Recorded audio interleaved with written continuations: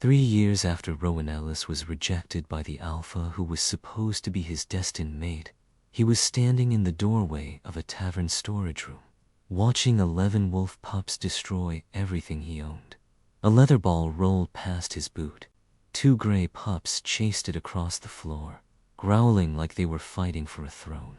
Another pup was climbing a shelf. He had told them not to climb at least 6 times that morning. A tiny black pup sat on Rowan's foot and made a weak, dramatic whimper. Rowan looked down. "Shade, you ate 10 minutes ago." Shade stared up at him with huge golden eyes and whimpered louder. Behind Rowan, Mira Ashford gave a dry laugh.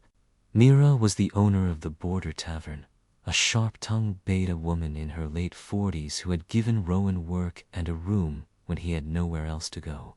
She pretended she didn't care about the pups, but she was also the one who saved meat scraps, old blankets, and cracked bowls for them. "That little one stole dried meat from my kitchen yesterday," Mira said. "Don't let the sad eyes fool you."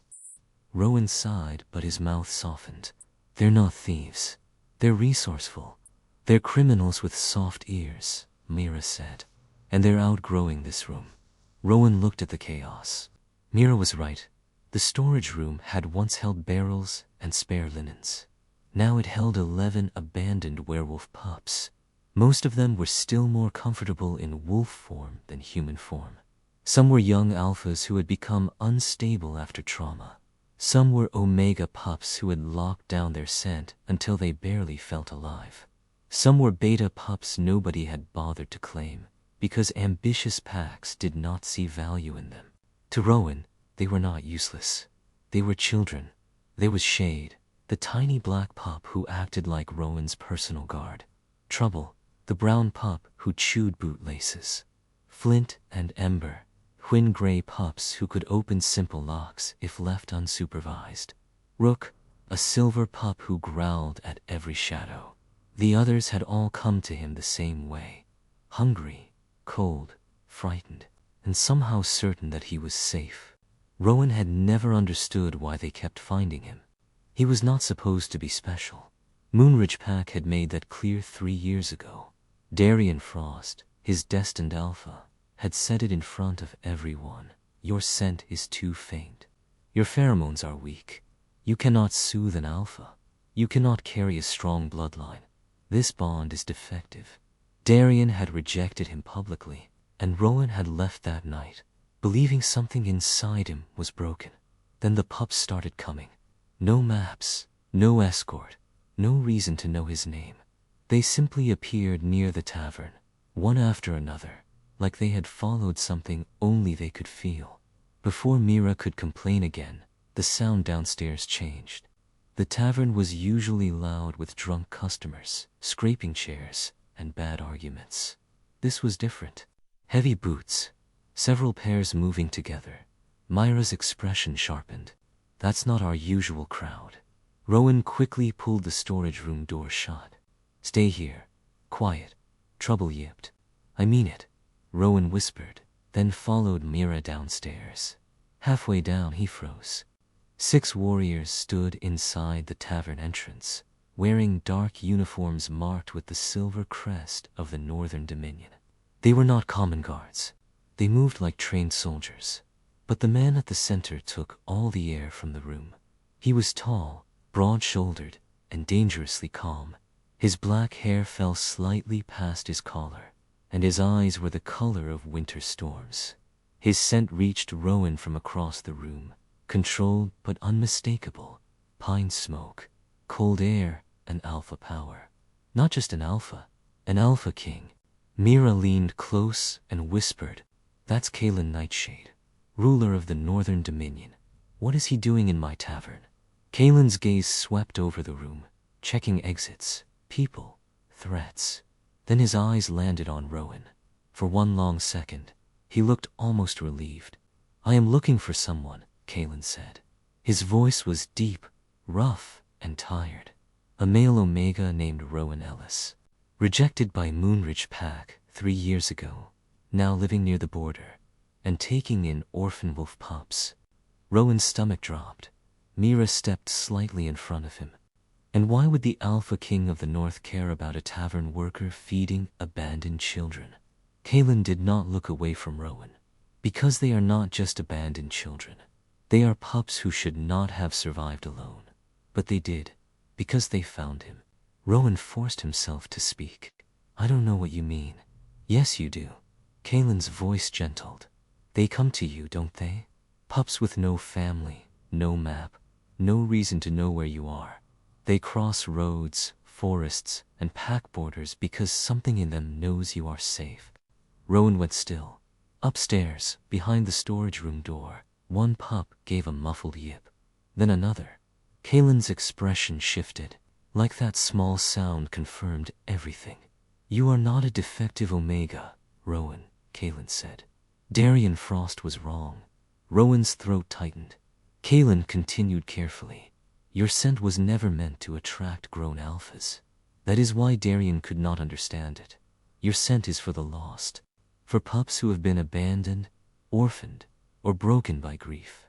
In the old records, Omegas like you were called MoonShephers. Mira went silent. Rowan shook his head. That's not real. It is, Kaelin said. And I have spent 6 months searching for one. Before Rowan could answer, a crash came from upstairs. Then tiny claws scratched against wood. A moment later, Shade appeared at the top of the stairs, having escaped the storage room. The black pup ran down, planted himself in front of Rowan, and growled at Kaelin Nightshade like he could fight an alpha king with baby teeth alone. One guard moved. Kaelin raised a hand, stopping him at once. Then he looked at Shade, not offended, but almost moved. A wounded pup does not protect someone like that, Kaelin said quietly. Unless that person is home. Rowan bent and lifted Shade into his arms. His voice came out quieter than he wanted. What do you want from me? Kaelin's face became serious. My territory is full of orphan pups. After the frost fever, more than 400. We give them food, shelter, medicine, and protection. But they are still fading. Some will not eat. Some will not shift.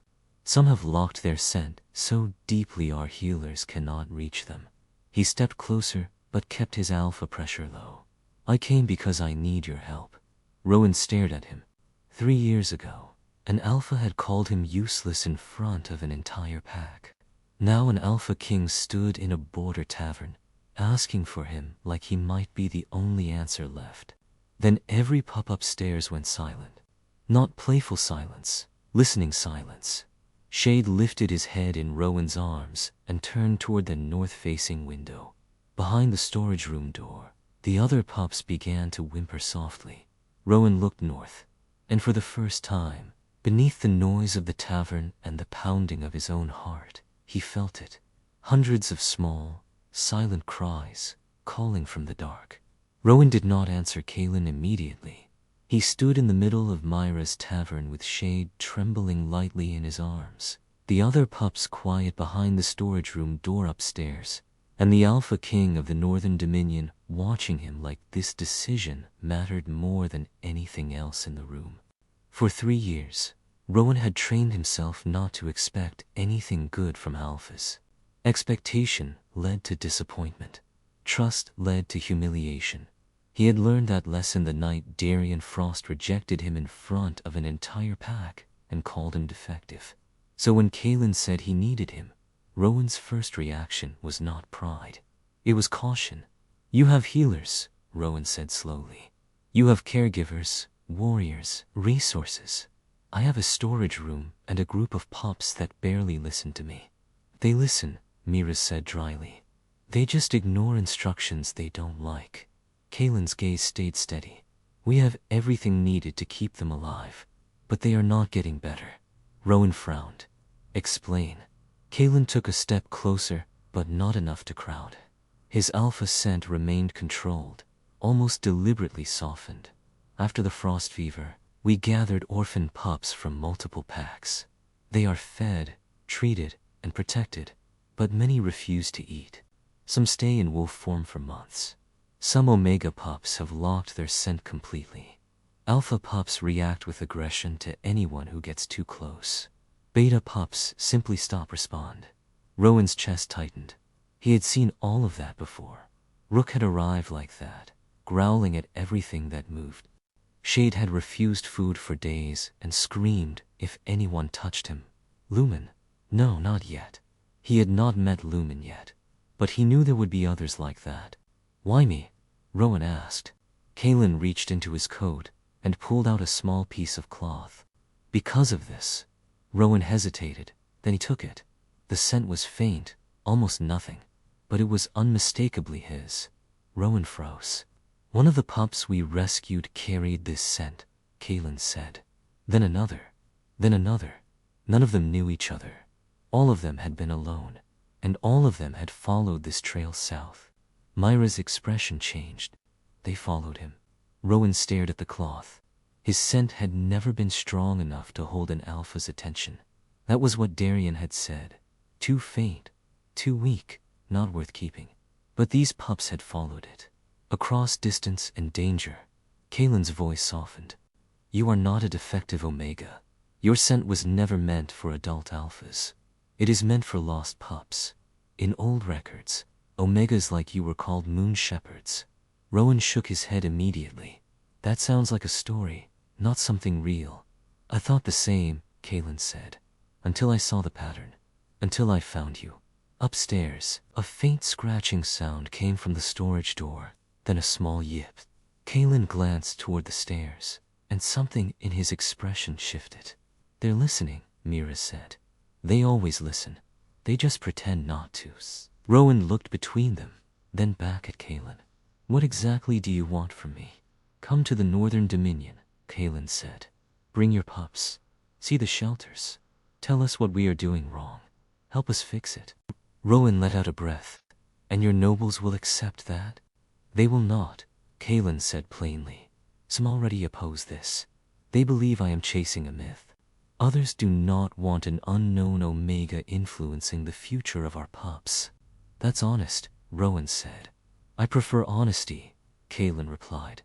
Rowan studied him for a moment. Kaelin had not used alpha pressure. He had not ordered him. He had not even stepped too close. That alone made him different. I have conditions, Rowan said.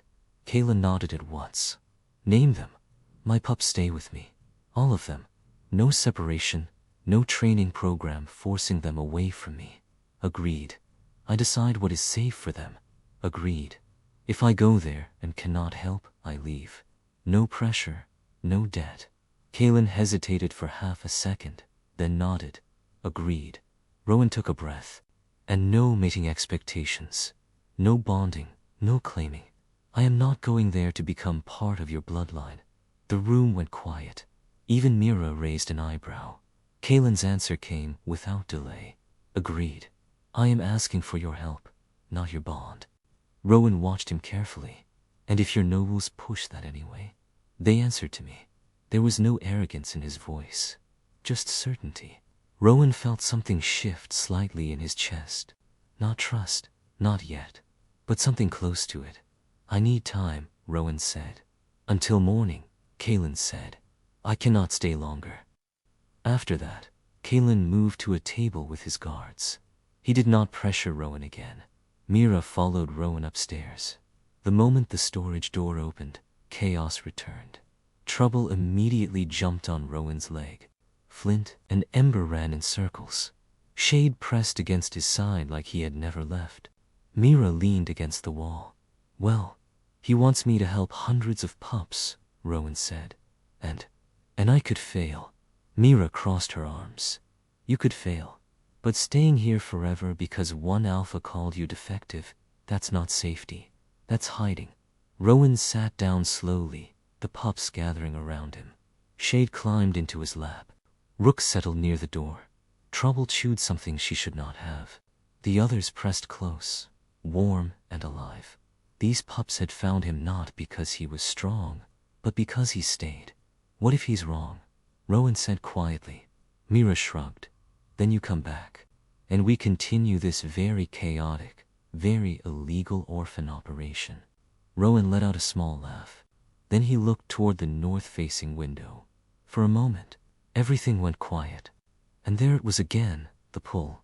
Faint, distant, but real. Hundreds of small, quiet cries, waiting. Rowan pressed his hand against his chest. He had ignored it for years, told himself it was nothing, told himself he was imagining things. Now he knew it wasn't. By morning, he had made his decision. Kaelin was already standing when Rowan came downstairs with Shade at his side. "I'll come," Rowan said. "But we do this my way." Kaelin's expression softened just slightly. "Your way?" Rowan nodded. Behind him, the pups shifted. Then Shade suddenly turned toward the forest outside the tavern. He growled. Rowan froze, because the distant pole in his chest sharpened. Not far anymore. Close. Very close. "There's another one," he said quietly. And this time, the cry wasn't waiting. It was fading. Rowan should have been packing. But instead, he was already moving toward the forest before anyone told him to stop. The pole in his chest had sharpened into something urgent, thin and fragile, like a thread about to snap.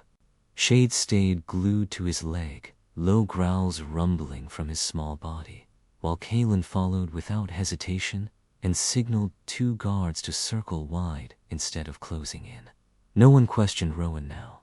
That alone told him something had already changed. "Stay back a little," Rowan said quietly as they crossed into the trees. "If the pup is scared, too many scents will push it deeper." Kaelin nodded immediately and slowed his steps, pulling his alpha presence down until it barely touched the air. That level of control wasn't normal. Rowan noticed it even while focusing on the pole. The forest was damp with early light, branches dripping, ground soft underfoot. Rowan kept one hand pressed lightly against his chest, following the direction of the feeling instead of any sound. It came in waves, strong, then almost gone, then strong again, like the pup was fading in and out. After several minutes, Shade stopped abruptly and crouched low. Rowan followed his gaze and saw it. Movement under a fallen tree, barely visible beneath tangled roots and dead leaves. He lowered himself slowly, keeping his posture small, non-threatening. "Hey," Rowan said gently. "I know you're there. I'm not going to drag you out. You can come when you're ready." No response, only the faint smell of fear and starvation. "You don't have to trust me yet," Rowan continued. "Just don't stay hidden alone." Shade crept forward, then lay down near the edge of the roots, making himself as non-threatening as possible. That small gesture mattered more than anything Rowan could say. A weak sound came from beneath the tree. Then slowly, painfully, a small red-brown wolf pup crawled out. Rowan felt his chest tighten at once. The pup was thin, shaking, formatted with dirt. One ear was torn, and around its neck hung a strip of cloth, tied loosely, like someone had once tried to claim or mark it. Its legs trembled so badly it nearly collapsed after a few steps. Rowan didn't reach for it immediately. He placed his hand on the ground instead, palm up, waiting. The pup stared at him for a long moment, eyes dull with exhaustion, but still alert enough to expect danger. Then it moved forward, just enough to press its nose against his fingers. The moment it made contact, its body gave out. A broken whimper escaped as it leaned into him. Rowan caught it carefully, pulling it against his chest. "You're okay," he whispered. "I've got you." Behind him, one of the guards let out a quiet breath. That pup shouldn't even be standing. Kaelin stepped closer, but still not enough to overwhelm the moment. His eyes dropped to the strip of cloth. "What pack?" Rowan glanced down. "I don't know." Kaelin crouched slightly. "May I?" Rowan nodded. Kaelin turned the cloth just enough to reveal a faded symbol, an old tree wrapped in a crescent shape. The guard's expression changed instantly. "Elder Grove." Rowan frowned. "What's that?" Kaelin's voice went colder. "A small allied pack, reported fully lost during the frost fever. No survivors." Rowan looked down at the pup in his arms. Then this one was never meant to be found. The implications settled heavy. Rowan didn't push further, not now. The pup needed warmth, not answers. Mira appeared from behind them, breath slightly uneven, but pretending she wasn't worried. If you're done uncovering political disasters, give me that baby before he freezes again. Rowan handed the pup over just long enough for Mira to wrap him in a blanket, then took him back. The pup's body was still trembling. It's slower now. Alive. He needs a name, Miru said. Rowan looked at him. Small. Broken. Still here. Lumen, Rowan said. Because there's still light. The pup shifted slightly at the sound, like something inside him recognized it. By the time they returned to the tavern, the other pups were already in chaos. Trouble barked like she had discovered a rival. Flint and Ember circled Lumen with suspicious curiosity. Rook checked the forest edge like he expected something to follow them. Shade stayed pressed against Rowan's leg. Rowan sat down and let them adjust on their own. That was always the way. No forcing, no introductions, just space and presence. Lumen didn't resist when Shade curled beside him. That was enough for now. Kaelin watched the entire scene quietly. This happens often. Rowan didn't deny it this time. They find me. Kaelin nodded slowly. Like that confirmed everything he needed to know. They left the tavern before noon. Mira stood outside with her arms crossed, pretending she wasn't emotional. Write to me, she said. And don't let anyone in that fancy place tell you you're less than what you are. No one hugged her. I won't. The journey north started messy. Trouble immediately tried to claim the carriage as her territory. Flint and Ember turned the seats into a battlefield. Rook stayed alert at the window. Shade refused to leave Rowan. Lumen slept almost the entire time, waking only to eat a little. Kaelin rode alongside for most of the trip, checking in without stepping too close. At one stop, he held out his cloak for warmth. He said nothing else. Rowan hesitated, then took it. The scent was controlled, steady, not overwhelming, not claiming, just safe. That surprised him more than anything. On the third day, the landscape shifted. Stone markers lined the road. The air grew sharper. And then Nightfall Keep came into view, massive, structured, alive with movement. Rowan stared at it. That's a lot. One of the guards grinned from horseback. Try not to look too impressed. He'll get worse.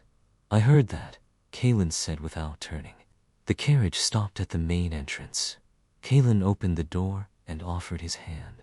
Rowan took it, just a step down, nothing more. A woman approached immediately, silver-streaked hair, sharp eyes, controlled posture. Celine Merrill, Kaelin said, head of territory operations. Celine looked Rowan over once, then the 12 pups behind him. Her gaze paused on Lumen, then on the cloth around his neck. Her expression hardened slightly. This is going to complicate things. Rowan adjusted Lumen in his arms. He's not a complication. Celine held his gaze for a moment, then nodded once. Rooms are ready. You'll rest tonight. Tomorrow, you meet the shelters. Rowan looked past her, beyond the walls, toward the north. The pull hit him again, stronger now. Not one, not a few, hundreds, waiting. That night, in a room far larger than anything he was used to, all 12 pups woke at the same time. They turned toward the same direction. No sound, just knowing. Rowan sat up slowly, because beyond the safety of the keep, something was calling. And now that he was here, it wasn't going to stop. The first shelter looked perfect. That was the problem. Warm lighting, clean floors, soft bedding arranged in neat rows. Bowls of fresh food placed at equal distances. Caregivers moving carefully between groups. Everything was organized, efficient, controlled, and completely wrong. The moment Rowan stepped inside, his chest tightened. The silence was too heavy. Not calm, not restful. It was the kind of silence that came when too many children had already learned that no one was coming back. Dozens of pups filled the space. Some curled into themselves in wolf form, backs pressed against walls. Some sat in human form, knees pulled close, eyes empty. A few looked up when Kaelin entered, reacting instinctively to alpha presence, but most didn't move at all. Rowan's pups shifted closer to him. Even Trouble didn't make a sound. Celine stood beside him, voice low but precise. Shelter 1, 138 pups. Ages range from infant to early development. All physically stable. Rowan didn't look at her. He was watching a small gray pup sitting in front of a full food bowl. The pup wasn't eating. How long since he touched that? Rowan asked. Celine checked her slate. When? Omega pup. 3 days without proper intake. A caregiver stepped forward quickly. We've tried feeding schedules, gentle encouragement, scent stimulation. Stop, Rowan said softly. The caregiver froze. Rowan walked over, then crouched a few feet away from the pup. Not too close, not reaching. Hi Win, he said quietly. You don't have to eat for me. No response. Rowan sat down fully on the floor. Behind him, Shade moved first.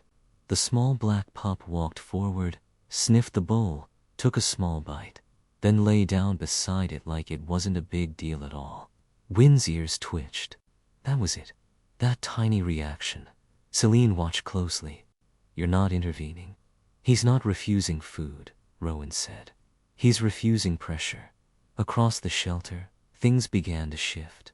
Trouble approached a group of pups hiding under a table and gave a series of sharp yips, like she was scolding them for something only she understood. Flint and Ember found a pile of cushions and immediately started rearranging them into a messy structure. 2 nearby pups watched, then one crawled closer, then another. Rook positioned himself near the window, alert and still. 3 tense alpha pups drifted toward him, drawn to his steady presence without even realizing it. Lumen, still weak, curled beside a trembling pup and didn't move away when the other flinched. Rowan didn't direct any of it. He just allowed it. That's not structured, Celine said quietly. No, Rowan replied. It's real. He moved slowly through the shelter, not trying to fix anyone. He sat beside a beta pup who wouldn't look at him and said nothing at all. He told another, you can miss them. That doesn't make you weak. He told a small alpha pup who kept growling, you don't have to fight everything today. He didn't force eye contact. He didn't demand response. He stayed. That was the difference. By mid-daf something changed. Not dramatically, not magically, but enough. Win took one small bite from his bowl after watching Shade again. A beta pup leaned against Flint and Ember's uneven cushion structure instead of sitting alone. 2 omega pups shifted closer together without being told. A caregiver covered her mouth. He ate 1 bite, Rowan said. That's enough for today. Kaylin stood a short distance away, watching everything with careful attention. We try to make them recover, he said quietly. Rowan glanced at him. You try to move them forward. They're still stuck back there. Kaylin didn't argue. Shalene lowered her slate slowly. Then what do they need? Permission, Rowan said. To not be okay yet. The words settled heavily. For the first time, Celine didn't write anything down. Later, Rowan sat near the wall, exhausted. Shade and Lumen rested against him. His head leaned back for just a second. When he opened his eyes, Kaylin's cloak was draped over his shoulders again. Kaylin sat nearby, not touching, just present. You should have woken me, Rowan said. You needed rest, Kaylin replied. Rowan looked around. The shelter wasn't healed, but it wasn't frozen anymore either. That mattered. Then Celine returned. Her expression had hardened again. The council knows, she said. Kaylin stood immediately. Already. Yes, Lady Verrill Thorne is demanding your presence tonight. Rowan frowned. Why? Shalene looked at him directly. Because you're a problem. Kaylin's voice dropped. She's testing him. She's challenging your authority, Celine corrected. Rowan let out a slow breath. Of course it couldn't be that simple. That night, the Great Hall felt colder than the shelter. Nobles stood in clusters, watching Rowan openly now. Some curious, some skeptical, some already dismissive. Rowan stood beside Kaylin, wearing formal robes that didn't feel like his. Lady Verrill Thorne approached with a smooth smile, elegant, controlled, dangerous. So, she said, voice just loud enough for others to hear. This is the rejected Omega His Majesty believes will save our territory. The words hit. Even after everything, they still hit. Before Rowan could respond, Kaelin stepped slightly forward. Rowan has done in one day what your methods failed to do in months, he said. Veryl's smile didn't break. Temporary emotional shifts are not long-term solutions. Rowan met her gaze. Neither is forcing children to act like they're healed. A few nobles shifted uncomfortably. Veryl tilted her head slightly. You speak boldly for someone with no rank. I speak as someone who stayed, Rowan replied. That landed. For a brief second, silence. Then the doors burst open. A god rushed in, breath uneven. Your Majesty, Shelter 3, emergency. Kaelin turned instantly. What? Omega pop. Silent drop. No response to healers. Everything in Rowan snapped into focus. No hesitation, no fear, just movement. I'm going, he said. Kaelin didn't stop him. Rowan didn't remember crossing the distance from the hall to Shelter 3. One moment he was standing under the eyes of nobles. The next he was moving fast through stone corridors with Kaelin beside him and Celine already ahead, issuing orders. The pull in his chest wasn't distant anymore. It was sharp, fragile, like something slipping through his fingers. When they reached the shelter, the atmosphere hit him immediately. Not quiet this time, but panicked. Caregivers clustered near the back wall. Several pups cried in uneven bursts. Others had retreated into corners, eyes wide, reacting to the fear of the adults more than anything else. Rowan pushed through gently. Move a little, please. They parted without question. On the floor, on a low sleeping mat, lay a small silver wolf pup. Too still. Rowan dropped to his knees beside him. What's his name? Soren, Celine said. Omega pup. 8 months since last shift. Minimal response for weeks. A healer nearby spoke quickly. His scent vanished completely. No emotional response. Pulse dropping. Rowan looked at Soren. Clean fur, warm body, everything done right, and still gone. He didn't touch him. Not yet. Soren, Rowan said softly. I'm here. No reaction. Behind him, footsteps. Kaelin, controlled, present. What is silent drop? Rowan asked quietly. Celine answered. When an Omega shuts down completely. It's survival, turning inward. Sometimes they don't come back. Rowan's chest tightened. No, not this one. Stop all stimulation, Rowan said. The healer blinked. But, stop. The word wasn't loud, but it carried. Everything stilled. From the doorway, Lady Veryl's voice cut in, sharp and measured.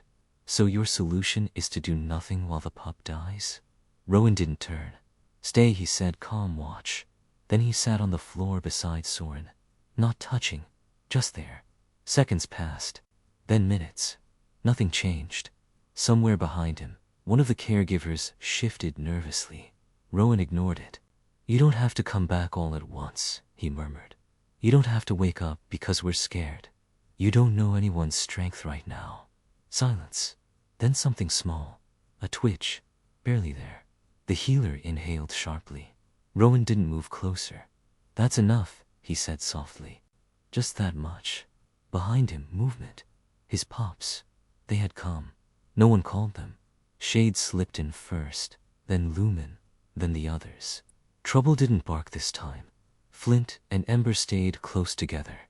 Rook took position near the wall like a guard. They settled around Sora, not crowding, just present. The air shifted. Rowan felt it. He let his own scent open slightly. Not strong, not pushing, just enough. A soft, cool presence, like moonlight. Soren's breathing changed. Once, twice. Then his body trembled. The shift came, uneven, broken in places, but it came. Fur receded, small limbs reshaped. A pale boy with silver hair appeared where the wolf had been.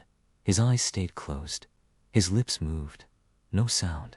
Rowan leaned closer, still not grabbing him. I'm here. Soren's eyes opened. Gray. Lost. Papa, he whispered. The word broke the room. Rowan swallowed hard. I'm not him, he said gently. But you don't have to be alone anymore. Soren stared at him, then moved, slowly, clumsily, until he collapsed into Rowan's arms. The sob that came out of him was small, raw, real, alive. But the moment didn't stay soft. It spread, like something had been triggered across the shelter. One pup started crying, then another. An alpha pup growled sharply. A beta pup bolted toward the wall. 2 omega pups curled into themselves, scent locking again in panic. The entire room shifted into chaos. Celine started calling orders. Caregivers moved quickly. Guards blocked the exits so no pup could run out into danger. Lady Variel stepped back, eyes wide. What is happening? They're remembering, Rowan said, holding Soren steady. They're reliving it. Kalen stepped forward, stopped, then did something no one expected. He lowered himself, one knee to the ground. Alpha presence dropping, not rising. I am here, Kalen said, voice steady but low. No one is leaving. No one is being taken. The shift was immediate. Not full calm, but enough. Rowan felt something inside him respond. This wasn't just about Soren anymore. It was all of them. He closed his eyes for a second, then let it open. His scent, fully, still soft, still not overwhelming, but wider now. Reaching, not commanding, inviting. Shade pressed against a shaking pop. Lumen crawled closer to another. Trouble made a sharp noise that somehow cut through the panic better than any adult voice. Flint and Ember drew 2 pups into their messy little space. Slowly, the chaos broke. Not gone, but held. Soren's sobs softened into uneven breaths against Rowan's chest. The room settled, exhausted, quiet again. But different now, alive. When Rowan finally looked up, Lady Variel had no words left. Kalen stood slowly. His gaze moved across the shelter, then landed on her. You wanted to see his method, he said. You've seen it. Rowan barely heard the rest. He was too tired. Everything felt heavy now. His body, his thoughts, even his breathing. Kalen noticed immediately. He stepped closer, stopped just short. May I? He asked quietly. Rowan nodded. Kalen draped his cloak more securely around him, one hand steadying him just enough. Warm, safe, not controlling. Rowan leaned into it without thinking. Then footsteps, fast. A guard rushed in, breath uneven. Your Majesty, a messenger from Moonridge Pack has arrived. Rowan stilled. The name alone was enough. The guard continued. Darian Frost is at the border. Silence dropped again. He claims the bond with Rowan Ellis was never properly severed. Rowan's fingers tightened slightly against Soren's shoulder. And he says, the guard hesitated. Kalen's voice hardened. Say it. He says he's come to take back what belongs to him. The room went cold. Rowan didn't look at anyone, didn't move. But inside, something shifted. Not fear, not anymore. This time, it felt like the past had come too late. Darian was brought inside under guard, not into the shelter, but into a private receiving room. No audience, no counsel, just the necessary witnesses. Rowan changed quickly into simpler clothes. Kalen's cloak remained around his shoulders, not because he needed it, but because he chose to keep it there. Shade stayed close. Lewin followed quietly. Even Soren, still pale, refused to let go of Rowan's sleeve. When Rowan entered the room, Darian was already there. For a second, nothing happened. Darian looked exactly as Rowan remembered. Tall, confident, composed. But there was something else now, too. Strain, regret, something less polished. Rowan, Darian said. Rowan didn't respond to the tone. Why are you here? He asked instead. Darian hesitated, then stepped forward slightly. To fix what I did. Shade growled softly. Rowan placed a hand on his head, not to silence him, just to steady him. Then say it clearly, Rowan said. Darian swallowed. I was wrong about you. About the bond. About everything. Rowan nodded once. Yes. The simplicity of the answer seemed to hit harder than any accusation. I didn't understand your scent, Darian continued quickly. It was too faint. I thought it meant weakness. I thought I needed something stronger, a better match for my future, my position. You chose status, Rowan said. Yes, Darian admitted. And you rejected me publicly to justify it. Darian's jaw tightened. I thought it was the right decision. And now I know it wasn't. Silence stretched. Rowan didn't feel anger the way he expected, just distance. You didn't just make a mistake, Rowan said. You made sure everyone believed I was the problem. Darian flinched. I left thinking I was broken, Rowan continued. That something was wrong with me. That I wasn't enough for even my own bond. Darian took another step forward. You weren't broken. I see that now. Rowan didn't step back. But he didn't step forward either. That's the difference between us, Rowan said quietly. You see it now because it has value, because other people recognize it, because it matters politically. That's not true, Darian said. It is, Rowan replied. You regret losing something rare, not hurting someone who trusted you. That landed hard. For a second, Darian didn't have an answer. Then instinct kicked in. A faint wave of alpha presence slipped from him. Not a full command, just pressure. Familiar, possessive, the kind that used to make Rowan lower his head without thinking. This time, nothing happened. Rowan stayed exactly where he was. Behind him, Kaylin's presence shifted, colder now, ready to intervene. But Rowan didn't need it. I don't belong to you, Rowan said calmly. Darian froze. The bond is gone, Rowan continued. You ended it. And I'm not going back to something that only existed when I made myself smaller. Darian's expression cracked. I can fix it. No, Rowan said. You can't. And I don't need you to. Soren stepped slightly forward, still holding Rowan's sleeve. His voice was quiet but steady. He stays with us. Lumen moved closer on the other side. Shade bared his small teeth. Darian looked at them, then back at Rowan. Something like realization settling in. Too late. You've changed, he said. Rowan shook his head slightly. No, I just stopped believing you. That ended it. Not anger, not shouting, just clarity. Rowan turned slightly. I'm done. Kaylin gave a small signal. A guard stepped forward, expression unreadable. This way. Darian didn't resist. But before he could be let out, another guard rushed in with a slat. Your Majesty, the Elder Grove investigation. Kaylin's focus sharpened instantly. Report. The guard hesitated briefly, then continued. Records confirm discrepancies. Several pups marked deceased were never recovered. Reports signed by allied representatives. One of the guards stepped closer. Names. The guard read from the slate, including Darian Frost of Moonridge Pack. The room went still. Rowan looked at Darian. Darian's face had gone pale. I signed what I was given, Darian said. It was administrative. You signed without verifying, Kaylin said. I trusted the report. And children died because of that trust, Harlan replied. Darian had no answer. Rowan thought of the forest, of Lumen under that fallen tree, alone, almost gone. And suddenly, the past didn't feel heavy anymore. It felt finished. Kaylin turned to the guard. Detain him. Formal inquiry. Notify Moonridge. The guard nodded. Gladly.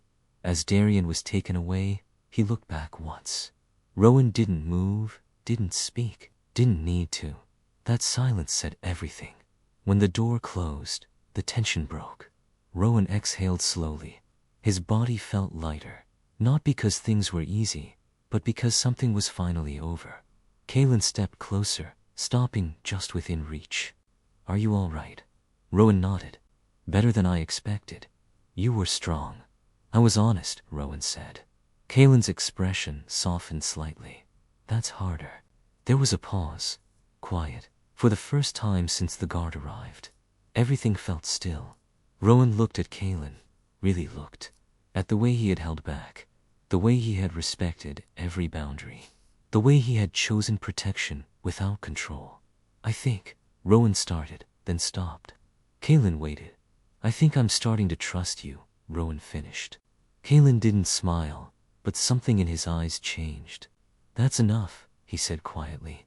Rowan let up a small breath, but before the moment could settle fully, the door opened again. Celine stepped in, expression tight. The council has called an emergency session, she said. Kaylin's gaze sharpened. On what grounds? On yours, Celine replied. And his. She looked at Rowan. They're demanding a formal trial to determine whether your methods are valid or dangerous. Rowan felt the weight of it immediately. Not just politics, not just reputation. Everything he had started could be taken away. And this time, it wouldn't just be him affected. By morning, the entire keep knew. The council hall was filled long before Rowan arrived. Nobles lined the upper tiers, their expressions ranging from curiosity to quiet hostility. Caregivers stood along the walls, tense but hopeful. Guards remained at every entrance, not because of danger, but because everyone understood something important was about to be decided. Rowan walked in beside Kaylin, but not behind him. That detail mattered. Halen could have ended this already. One command, one display of alpha authority, and the council would fall in line. But he hadn't. He was letting Rowan stand on his own. Not because Rowan needed permission to be protected, but because this moment needed to be undeniable. Celine stepped forward to open the session. By request of the council, a recognition trial will determine whether Rowan Ellis's methods are legitimate and safe for long-term pup welfare. Lady Verrill Thorne stood across the hall, composed as always, though there was tension in her posture now. We are not questioning intent, she said smoothly. We are questioning stability. Emotional disruption, mass behavioral shifts, unpredictable reactions. These are risks. Rowan met her gaze. Healing isn't needed. That is exactly the concern, Verrill replied. Kaylin's presence cooled the air slightly, but he said nothing. Celine continued. The trial is simple. No alpha influence. No caregiver intervention. The pups will be brought in. If they choose Rowan freely, his authority stands. If not, the council will review alternative leadership. A quiet murmur spread through the room. Rowan took a slow breath. This wasn't about proving himself. It was about protecting what the pups had already begun. The doors opened. The first group entered slowly, some in wolf form, some in human form, hesitant, watching everything.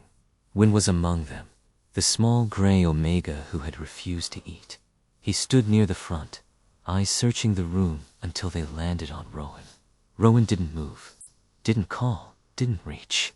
He simply stood there, steady, open, present, and then he let his sense settle. Not push, not command, just exist. Soft, calm, familiar, like a place they had already been. For a moment, nothing happened.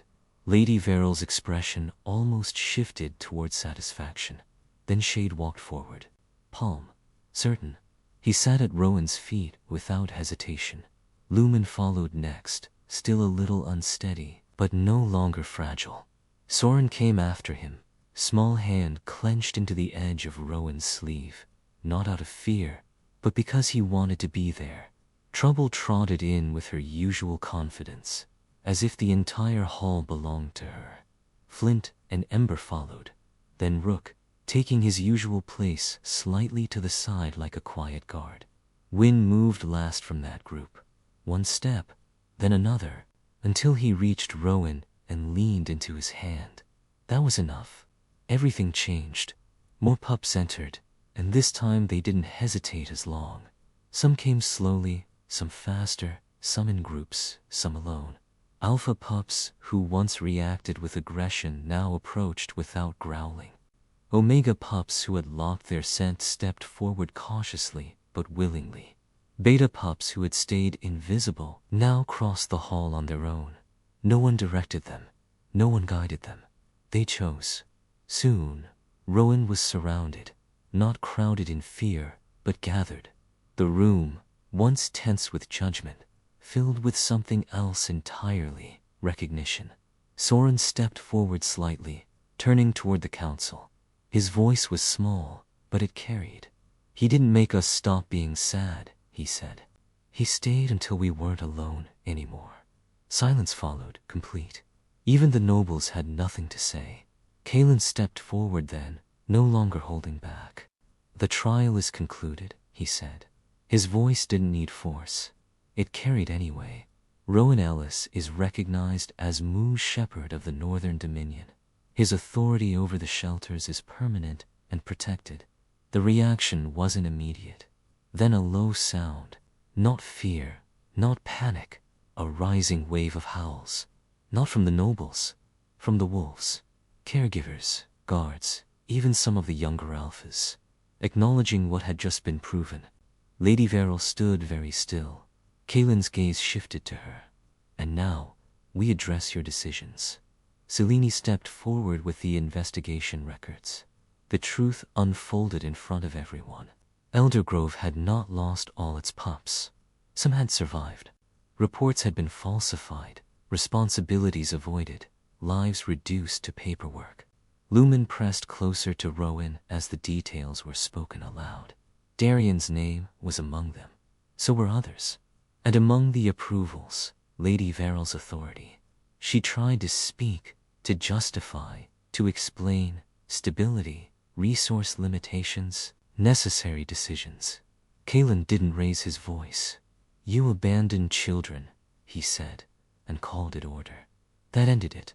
Her position was stripped, authority removed, oversight transferred completely under Kalen and Selene's direction, with Rowan at the center of pup welfare. Darian's case moved to formal judgment.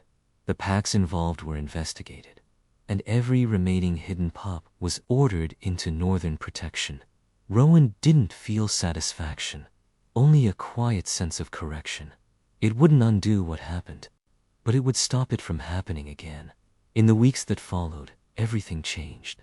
Moonhaven was established as a permanent sanctuary, not just a shelter, but a place designed around healing instead of control. Open spaces, quiet areas, no forced schedules, no punishment for grief. Caregivers trained to stay, not fix. More pups arrived, some angry, some silent, some convinced no one would keep them. Rowan stayed. That was the difference. Shade became his constant shadow. Lumen grew stronger slowly, helping newer pups eat. Soren smiled more often, no longer afraid to speak. Trouble continued her mission of stealing anything she decided was important. Flint and Ember turned half the sanctuary into controlled chaos. Rook quietly watched everything, always alert. And Kalen didn't rush anything. He stayed close, but never too close. He asked before touching. He gave space when needed. He stood beside Rowan, not over him. One evening, standing at the edge of Moonhaven as snow began to fall, Kalen spoke quietly. I would like to court you properly, he said. No pressure. No bond unless you choose it. Rowan looked at him, at everything he had done, at everything he hadn't forced. Okay, Rowan said. That was enough. Months later, Mira visited. She stood at the entrance of Moonhaven, watching hundreds of pups running, playing, living. For once, she didn't have a sharp comment ready. Rowan hugged her. Mira held him tightly. I told you that room was too small. Rowan left. This time, there was no pain in it. That night, Rowan stood on the balcony with Kalen, watching the lights of Moonhaven glow softly in the dark. Pups laughed below, voices called out, life moved. Rowan felt it all. The past, the loss, the healing, and the future. Happy? Kalen asked. Rowan nodded. Yeah, I am. Because he finally understood something simple. He had never been defective. His strength had just never been meant for the place that rejected him. It was meant for the ones who needed him. And this time, he had found them. Winter came early to the Northern Dominion. Snow began falling in late autumn, dusting the towers of Nightfall Keep and blanketing the grounds of Moonhaven in white. the pups who had arrived during the warmer months had never experienced a northern winter before. Some were fascinated, pressing their noses against windows to watch the flakes fall. Others were terrified, curling into tight balls and refusing to move. Rowan spent most of his days moving between the shelters, checking on the ones who struggled most. Kaylin had assigned him a small office at Moonhaven, not because Rowan needed one, but because Celine had insisted on proper administration for the growing sanctuary. "You can't keep sleeping on the floor with the pups," Celine had said. "Watch me," Rowan had replied. They compromised on a cot in the corner of the largest pup room. Shade approved of the arrangement. He had claimed the pillow as his territory and growled at anyone who came too close. Lumen, now steadily gaining weight and strength, had started following Shade everywhere. The two had become inseparable. The tiny black pup who had once refused food, and the red-brown pup who had been found half dead under a fallen tree.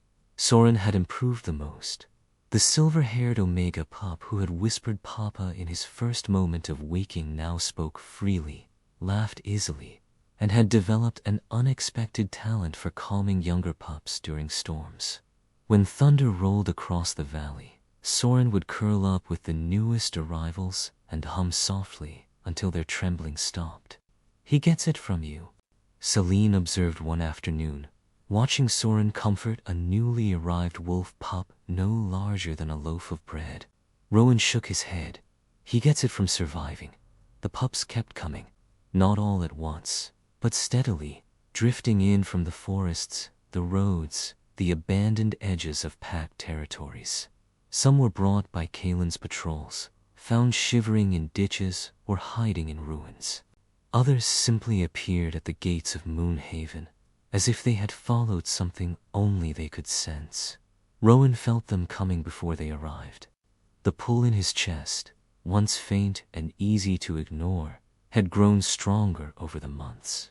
It wasn't painful, more like a thread pulling gently toward the north, toward the east, toward wherever the next lost pup was waiting. "How do you know?"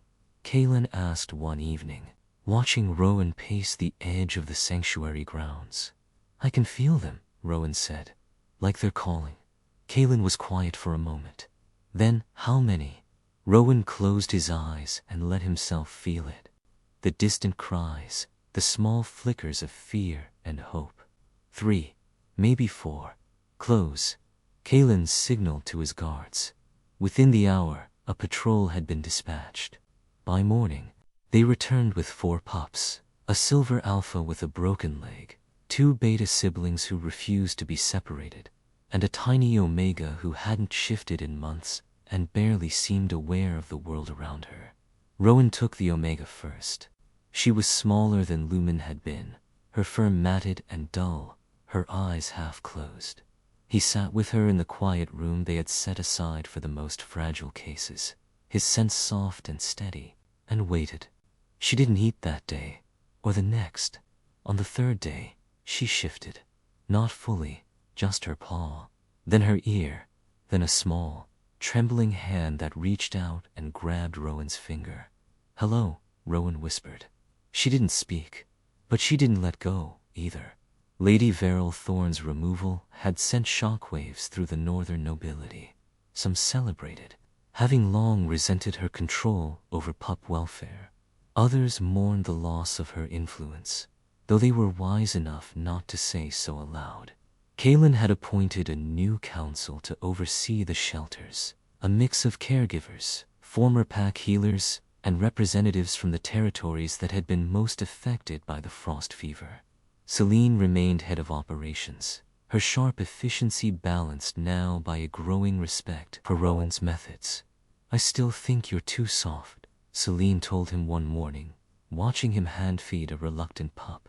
"And I still think you're too rigid," Rowan replied without looking up. "We balance each other out." Celine snorted.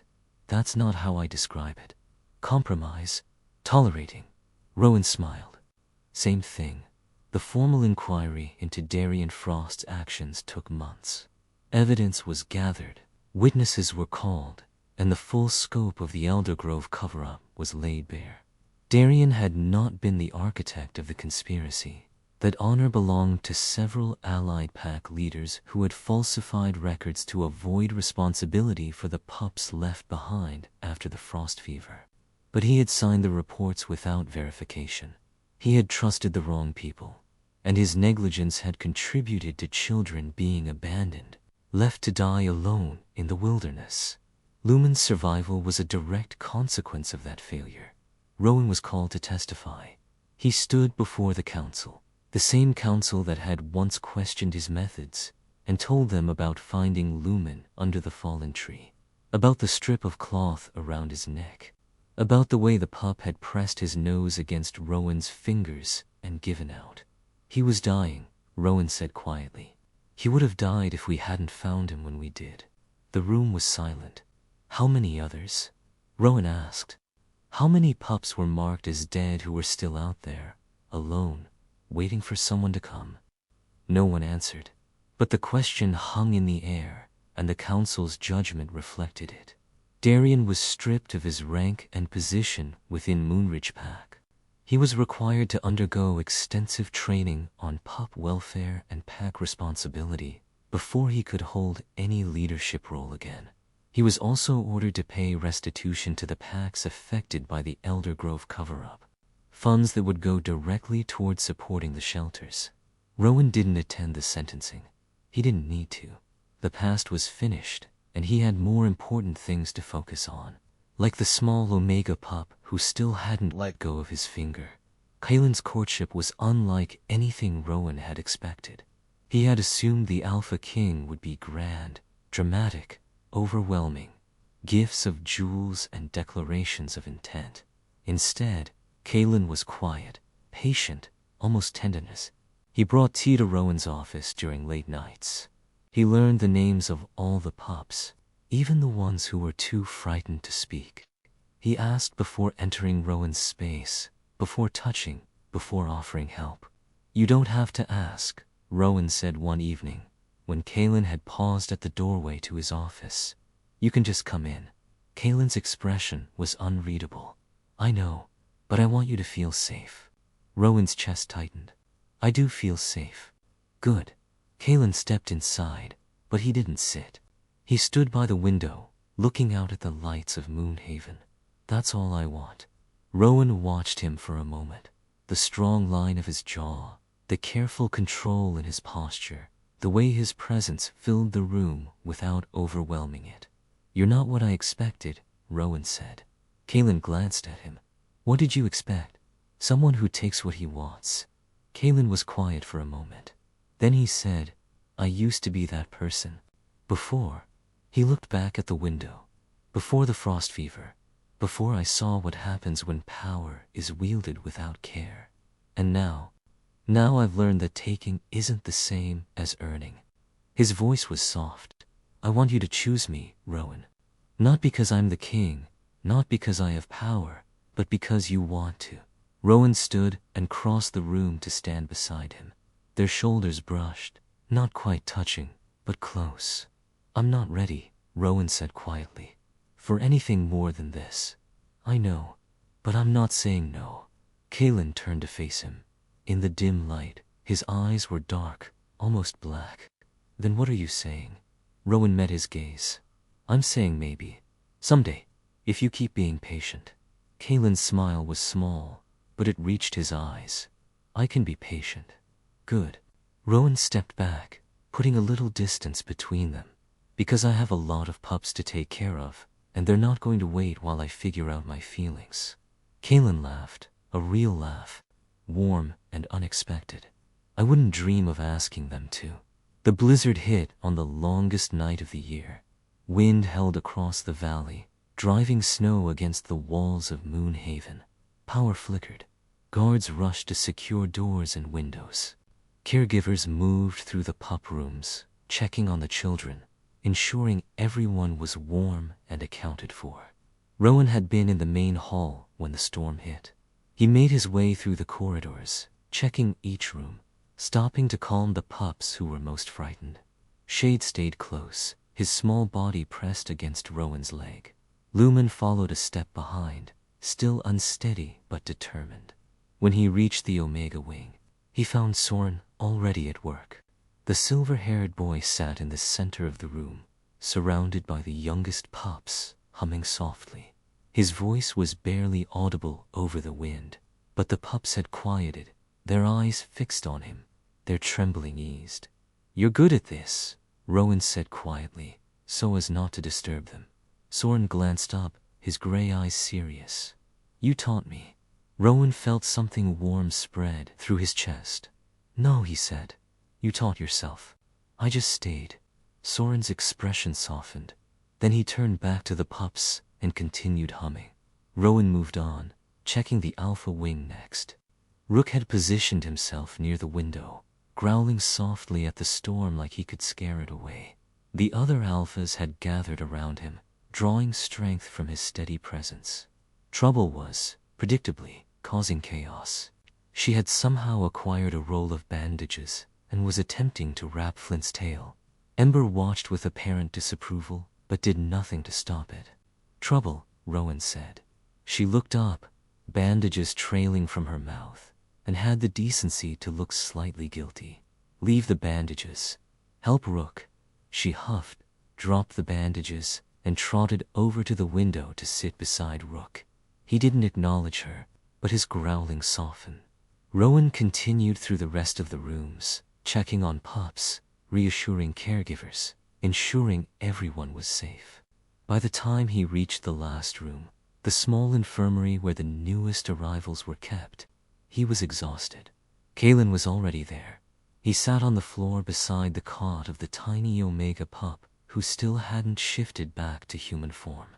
His hand rested lightly on her side, his scent calm and steady. She had stopped trembling. "You didn't have to come," Rowan said, leaning against the doorframe. Kalen looked up. "Neither did you." Rowan pushed off the frame and crossed the room, sinking down on the floor beside him. Shade immediately climbed into his lap. Lewin curled at his feet. "She's going to make it," Kalen said quietly. "I know. How?" Rowan looked at the pup, at her small, steady breaths, at the way her fur had started to look less dull in the weeks since she'd arrived. "Because she's still here. And as long as she's still here, there's hope." Kalen was quiet for a moment. Then he said, "You give them hope, Rowan. That's what you do." Rowan shook his head. "I just stay. That's the same thing." Outside, the wind howled. Snow piled against the windows. But inside the infirmary, surrounded by sleeping pups and warm candlelight, everything felt still. Rowan leaned his head back against the wall and closed his eyes. When he opened them again, Kalen had shifted closer. His shoulder was warm against Rowan's.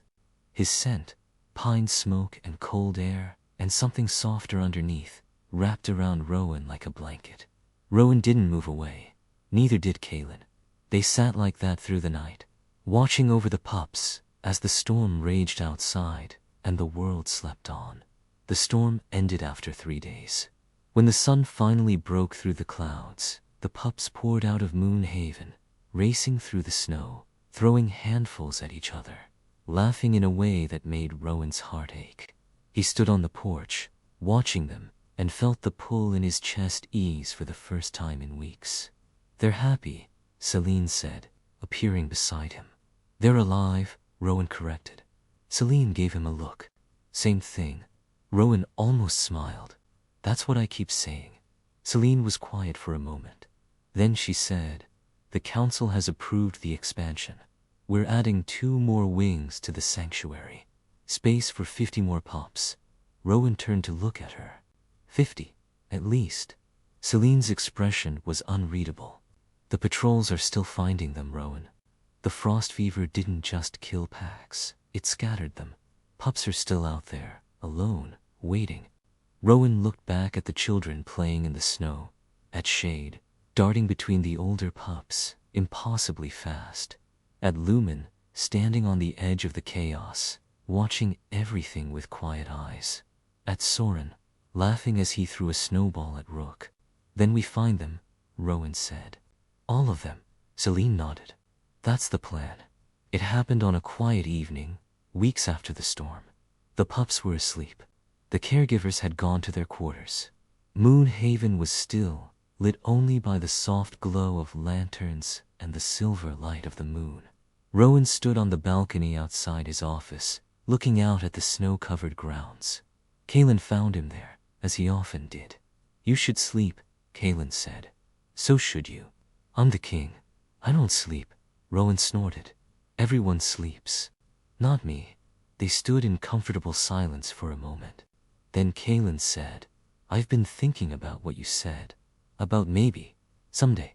Rowan's heart skipped. "Oh, I don't want to rush you." Kaelin's voice was low, careful. "But I also don't want to wait so long that I miss the chance." Rowan turned to face him. In the moonlight, Hyland's eyes were silver, almost glowing. "What are you asking?" Rowan said. Kaelin stepped closer, not crowding, just bridging the space between them. "I'm asking if I can kiss you." Rowan's breath caught. He had been kissed before, by Darian, in the early days before the rejection. Those kisses had been hurried, hungry, demanding. This was different. This was a question. "Yes," Rowan whispered. Kaelin leaned in slowly, giving Rowan every opportunity to pull away. He didn't. Their lips met, soft, tentative, questioning. It lasted only a few seconds, but it felt like longer. When Kaelin pulled back, his eyes were dark. "Thank you," he said quietly. Rowan blinked. "For what?" "For trusting me." Something in Rowan's chest cracked open, not painfully, but like ice breaking on a river in spring. "You've earned it," he said. Kaelin's smile was small but real. "Then I'll keep earning it."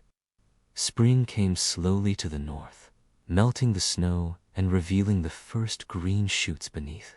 Moonhaven's expansion was nearly complete. 2 new wings housed 50 more pups, and more arrived every week. The caregivers had grown from a small, overwhelmed team to a dedicated group of healers and volunteers, many of whom had been trained by Rowan themselves. Celine ran the operations with military precision. Kaelin oversaw the funding and political protection. And Rowan did what he had always done. He stayed. One evening, as the sun set over the valley, Kaelin found him in the garden behind the main building. The pups had planted seeds weeks ago, and small green sprouts were beginning to appear. "They're growing," Kaelin said, crouching beside him. "They are." Rowan touched one of the sprouts gently, just like the pups. Kaelin was quiet for a moment. Then he said, "I have something for you." Rowan looked up. Kaelin was holding a small box, simple, wooden, unadorned. "It's not a ring," Kaelin said quickly. "I'm not asking that. Not yet. But it's a promise." Rowan took the box and opened it. Inside was a small silver pendant, a crescent moon, simple and elegant. "Moonhaven's symbol," Kaelin said. I thought you should have one. To remind you that you belong here. That this is your home." Rowan's throat tightened. He lifted the pendant and fastened it around his neck. It rested against his chest, cool and light. "I don't need a pendant to remind me," Rowan said. "But thank you." Kaelin's expression softened. "Then what do you need?" Rowan thought about it. About the past, about the rejection, about the long years of believing he was broken. About the pups who had found him, one by one, and shown him that he wasn't. "I need you to keep being patient," Rowan said. "I need you to keep asking before you touch. I need you to keep treating me like a person, not a prize." Kaelin nodded slowly. "I can do that. And I need you to know." Rowan paused, gathering his courage. "I need you to know that I'm falling for you. Slowly, carefully, but I'm falling." Kaelin's breath caught. "Rowan, I'm not ready to say more than that," Rowan interrupted. "Not yet. But I wanted you to know." Kaelin reached out and took his hand. His grip was warm, steady, grounding. "That's enough," he said. "That's more than enough." They sat together in the garden, watching the sun sink below the horizon as the first stars appeared overhead. Somewhere in the distance, a pup howled, not in fear, but in joy. Rowan leaned into Kaelin's shoulder. Kaelin wrapped an arm around him. And for the first time in years, Rowan let himself believe that this quiet, patient, careful thing growing between them might be the beginning of something permanent. Moonhaven celebrated its first anniversary on a warm summer evening. The pups had decorated the main hall with flowers and drawings, their artwork covering every available surface. Caregivers mingled with council members. Guards stood at ease, their usual vigilance softened by the celebration. Soren had organized a performance, a short play about a lost pup who found their way home. Shade played the hero, despite being the smallest pup in the sanctuary. Lumen had painted the backdrop, a stunning depiction of Moonhaven under the stars. Rowan watched from the back of the hall, Kaylin beside him. "You're crying," Kaylin said quietly. "I'm not crying. There are tears on your face. Those are allergies." Kaylin smiled, that warm, private smile he saved just for Rowan. "You're impossible, and yet you love me, and yet I love you." The words hung in the air between them, simple and true. They had said them before, in quiet moments, in the dark, when the world was still and nothing else mattered. But this was the first time they had said them in front of everyone. Rowan turned to look at him. "You meant that, every word." Rowan reached up and touched the silver pendant around his neck. "Then stay," he said. "Stay with me, here, at Moonhaven, not as the king, not as a visitor, as my partner." Kaylin's expression shifted, surprise, then something deeper. "Are you sure?" "I've never been more sure of anything." Kaylin pulled him close, right there in the middle of the hall, in front of everyone. The pups cheered. Trouble howled. Celine pretended not to be emotional. "I'm not going anywhere," Kaylin said against his hair. "I've been waiting for this, for you my whole life." Rowan buried his face in his chest, breathing in his scent, pine smoke and cold air and home. "Good," he whispered, "because I'm not letting you go."